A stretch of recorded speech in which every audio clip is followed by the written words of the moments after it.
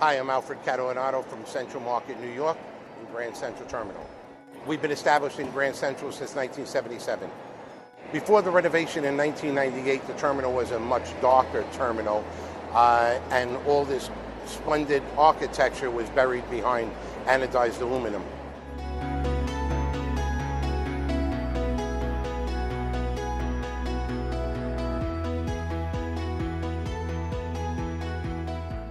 After the renovation of 1998, the MTA brought Grand Central Terminal back to the splendor of when it was first opened in 1913.